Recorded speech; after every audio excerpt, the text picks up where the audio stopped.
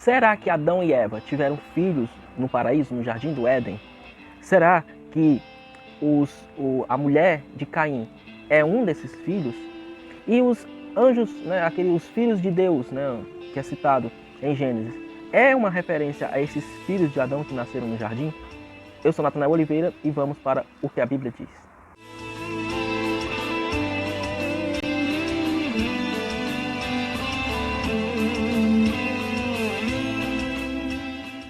Essa pergunta foi enviada pelo Kelvin Tavares. Ele quis saber se Adão e Eva tiveram filhos antes da queda, ou seja, no jardim do Éden.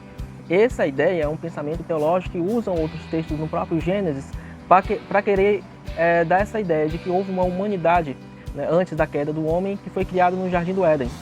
Um dos primeiros versículos que eles se baseiam nisso está lá em Gênesis capítulo 1, no versículo 28, que diz assim: então Deus os abençoou e disse: frutificai e multiplicai-vos, enchei a terra e sujeitai, dominai sobre os peixes do mar, sobre as aves do céu, sobre todos os animais que rastejam sobre a terra. Ou seja, aqui no capítulo 1, muito antes, né, antes mesmo da narrativa da criação do homem, né, Deus já está dando a ordem para o homem e a mulher para que eles cresçam e multipliquem. Então, os defensores dessa ideia, que tiveram filhos antes do jardim, acham que essa ordenança de Deus é uma ordenança direta naquele momento e que, em obediência a Deus, Adão e Eva teriam tido filhos naquele momento, ou seja, ainda no jardim do Éden. Outro texto, em Gênesis, já no capítulo 3, ele diz assim, ó: e disse para a mulher: multiplicarei grandemente a tua dor na gravidez, com dor dará à luz a filhos, o teu desejo será para o teu marido e ele te dominará. Ou seja, quando Eva pecou, Deus ele puniu a mulher, dizendo que multiplicará a dor, né, do parto, da concepção de um filho. Então, quando eles vão usar esse termo, multiplicar, no sentido de que já havia dor. Ou seja, se já havia dor, isso significa que Eva já teria tido filho antes, né? E que os próximos filhos que ela teria a partir desse momento seriam com mais dores ainda. Então, eles usam também esse texto para defender essa ideia de que Eva teria tido filhos antes da queda. Já em Gênesis, no capítulo 4, no versículo 17, fala que Caim conheceu uma mulher, né? Então, os defensores dessa teoria acreditam que essa mulher seria uma mulher que era da descendência de pessoas que viveram no jardim, ou são outras mulheres que não são da mesma irmã direta de Caim. Gênesis, no capítulo 5, no capítulo 6, no versículo 2, diz assim, ó: e os filhos de Deus viram que as filhas dos homens eram bonitas e, dentre todas elas, tomaram as que havia escolhido.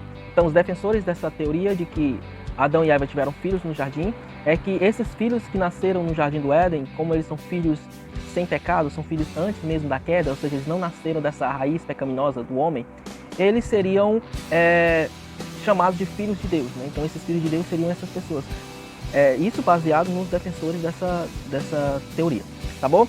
Então vamos lá, eu vou tentar explicar cada um desses textos, explicar o que realmente a Bíblia diz sobre tudo isso, tá? Porque são textos soltos, né? Então vamos analisar os versículos para saber o que realmente os textos estão querendo dizer. Primeiro, essa ideia de que Adão e Eva teriam tido filhos no jardim do Éden, ou seja, antes da queda, antes do pecado, isso nos remete a entender que haviam homens e mulheres que nasceram sem pecados, né? Então, esses filhos de Adão, supostamente que nasceram no jardim do Éden, eles seriam pessoas sem pecado, não fizeram parte da raiz pecaminosa. E aí vamos ter problemas com alguns textos bíblicos, né? A Bíblia ela fala que diz claramente que todos pecaram e todos estão destituídos da glória de Deus, né?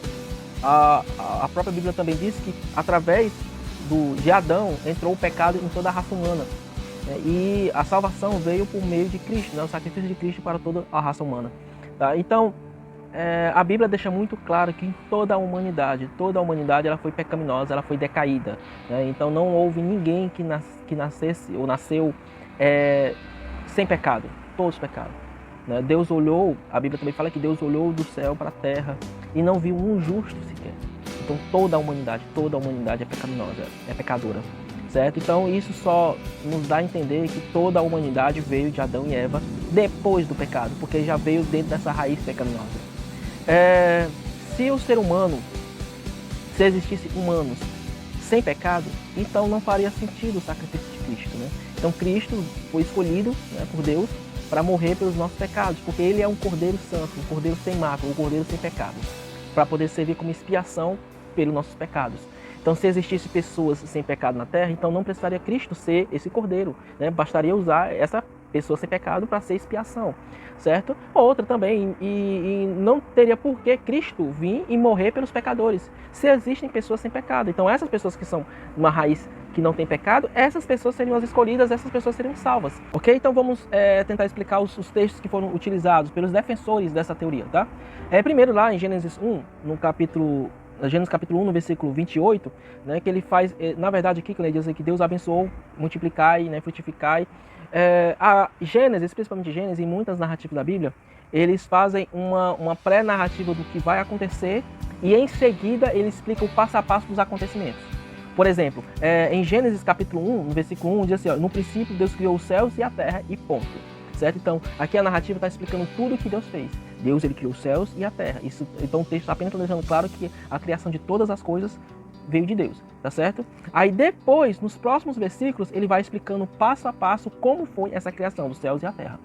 Da mesma forma aqui, no versículo 27, que é o versículo anterior ao que nós lemos, diz assim, ó, e Deus criou o homem à sua imagem. A imagem de Deus o criou. Homem e mulher os criou, certo? Então Deus está dando a narrativa de que Deus criou o homem e a mulher. Está deixando bem claro que a humanidade foi criada por Deus. Nos próximos versículos, que precisamente é no capítulo 2, ele vai explicar o passo a passo de como foi essa criação.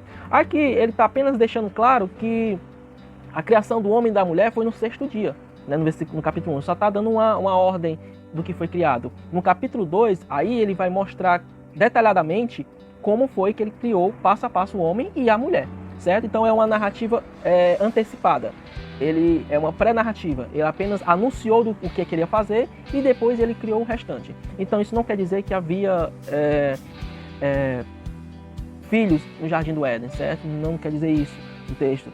E crescer e multiplicar também é uma ordem, como Deus está anunciando, está falando para a humanidade, Deus criou o homem e a mulher, está criando a humanidade, e crescer e multiplicar. Então eles tanto pode estar falando para Adão e Eva, mas isso não quer dizer que eles tiveram filhos dentro do Jardim do Éden, né? Eles não desobedeceram a Deus, porque eles tendo filho fora do jardim, eles estão obedecendo a Deus na mesma forma, a ordem que Deus deu, crescer e multiplicar. Isso não necessariamente teria que ser dentro do jardim, poderia ser em qualquer outro lugar, tá certo? Então o texto não deixa claro, não diz que Adão e Eva tiveram filhos no jardim. É a mesma coisa também no capítulo 2, a respeito do casamento, né? É no capítulo 2? Eu não lembro agora. Enfim, eu vou deixar aqui um texto em que Deus ele fala, deixará o homem e a mulher e deixará o homem, o seu pai e sua mãe, entendeu? E unir-se-á a sua mulher e serão ambos uma só carne. Aí você fala assim, mas como assim? Se ele está falando na criação de Adão e Eva.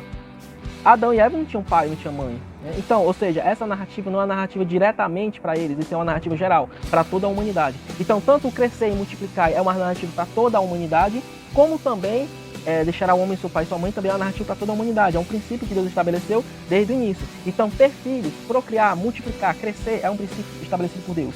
E quando o homem se une à sua esposa, quando casam, deixar o pai e a mãe e unir-se à sua mulher. E também é um princípio que Deus deu para toda a humanidade desde o início. Então, é essa narrativa que está escrito nesses primeiros capítulos de Gênesis. Estou falando sobre o capítulo 3, né, que é a punição que Deus deu pelo pecado da Eva. Ele diz, multiplicarei grandemente a dor na gravidez, né? Então, primeiro que essa dor ela vai para toda a humanidade, essa punição que Deus deu foi pelo pecado. Então nós damos essa punição para toda a humanidade por causa do pecado da Eva. E sim, na verdade toda a humanidade pecou juntamente com Adão e com Eva, tá certo? Então é um simbolismo isso. Enfim, é difícil porque os defensores dessa teoria eles vão usar a expressão multiplicar. Então se não havia filho antes, então é 0. Então 0 multiplicando com a dor, né? Então se um 0 multiplicar por 3 vai dar 0, entendeu? Então a lógica que eles estão usando para defender isso é uma lógica matemática. Só que não dá para aplicar uma regra de matemática dentro de um contexto escrito, entendeu? De uma tradução escrita. Principalmente porque essa tradução ela não vem do português, né? Ela vem dos originais escritos. Então não dá. Então o sentido da palavra multiplicar nos originais significa crescer de uma maneira grande, entendeu? É um crescimento, é um aumento.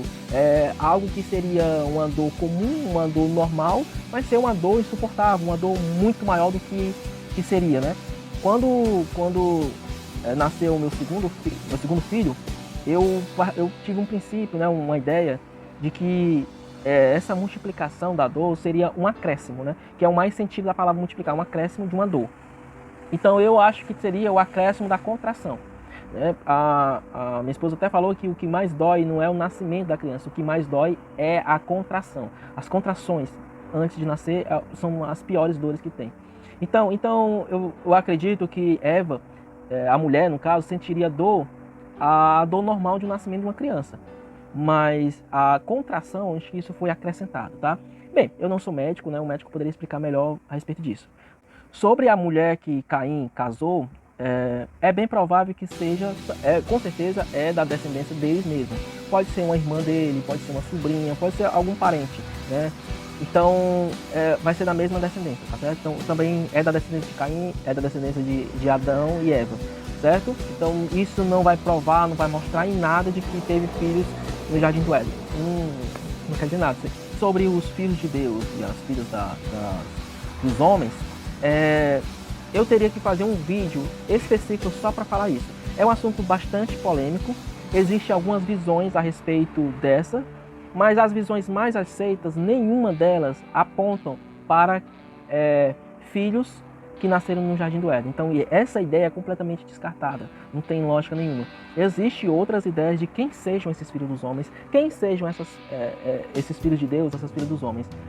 Mas essa visão de que são os filhos que nasceram no Jardim do Éden, completamente descartada, não são, tá certo? Agora, se vocês quiserem saber quem são eles, esses filhos de Deus, essas filhas dos homens, vamos ter que preparar um vídeo só para falar sobre isso. Então deixa nos comentários se você quiser que eu fale sobre isso, tá bom? Então não tem como ter possibilidade nenhuma de Adão e Eva ter tido filhos no Jardim do Éden, tá certo? Isso vai contra muitos textos da Bíblia. E a Bíblia entraria em contradição fortemente se essa ideia fosse colocada em pauta, fosse colocada para frente, tá certo? Então descarta essa possibilidade. Toda a humanidade, ela veio de Adão após o pecado, então todos nós, toda a humanidade nasceu na raiz pecaminosa. E o único meio que nós temos para poder adquirir salvação é pelo sacrifício de Cristo, né? É pela salvação vinda por Cristo. Nós não temos méritos, nós não temos motivos para ser salvos. Pelo contrário, nós só temos motivo para ser condenados porque nós somos pecadores. Mas pela graça e pela misericórdia de Jesus Cristo, que Ele é o Cordeiro e Ele é o único que pisou aqui na terra como humano e não teve pecado. Tá bom? Então que Deus abençoe, né? Comenta aqui a sua opinião, o que você acha. Se você quiser saber mais sobre alguma coisa desse assunto, comenta aqui, curte, compartilha com seus amigos, tá? E vamos levar a palavra de Deus para um máximo de pessoas possíveis, tá? Que Deus abençoe.